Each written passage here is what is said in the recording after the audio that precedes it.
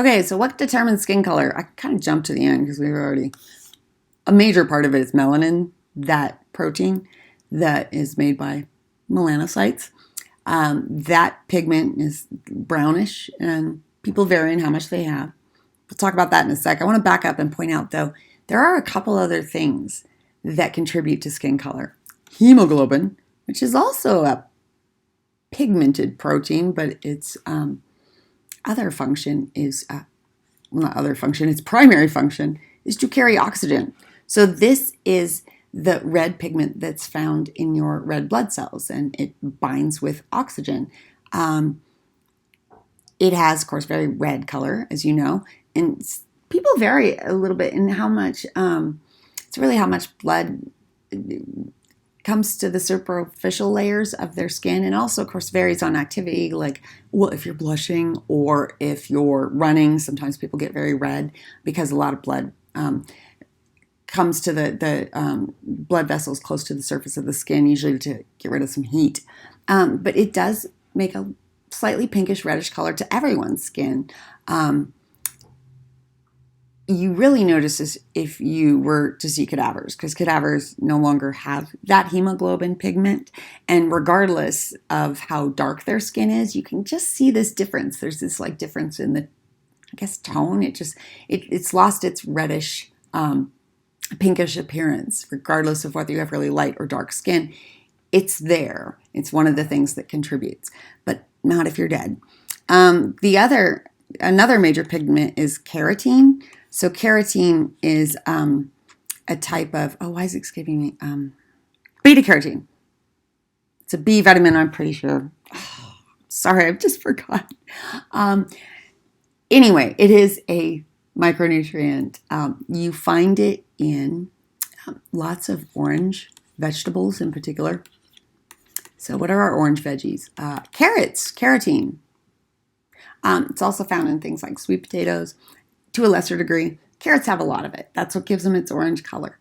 And carotene, that pigment, does contribute to your skin color. It gives a little bit of an orangey tone, which I'm not kidding. If you eat enough carrots, and we're talking a couple pounds a day, you will turn orange. That is not a joke.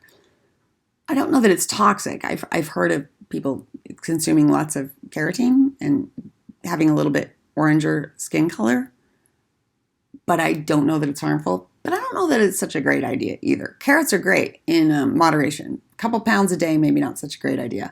But even just at normal levels, it does just a tiny bit of orange tinge as well. So that contributes to skin color. But again, the major thing that contributes to skin color is melanin. So these are like proximate causes that melanin, how much melanin you make, what's the ultimate cause of how much? What ultimately causes how much melanin you produce?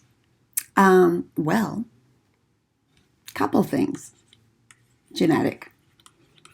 There are genetic factors. Some people have genes for producing lots of melanin protein. Some people have genes for producing a lot less. And it's not one or the other either. There's several genes that contribute to it, and there is a whole range from very little melanin all the way to a lot of melanin. So there's some genetic factors. It should be S because there's several genes. The other, environment. Specifically, sun exposure. So if you're exposed to the sun, you make more melanin.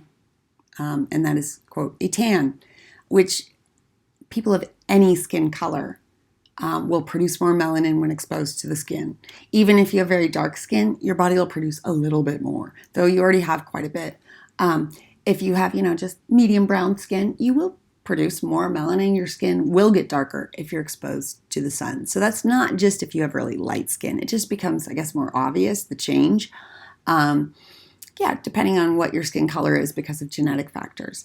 So remember, what is melanin for? It is for protection from sun. Those UV rays will penetrate into your keratinocytes. They can destroy the DNA in your nucleus, could cause cancer, very bad. So that melanin is like a physical protection. So it makes sense. If you're exposed to the sun and you get a tan, it's like your body's saying, oh no, we got to throw up the protection because we're going to get zapped. This is really bad. So a tan is like your body frantically trying to protect you from the things that, maybe you're not paying attention to that could hurt you. So your skin's taking care of that for you. That's great.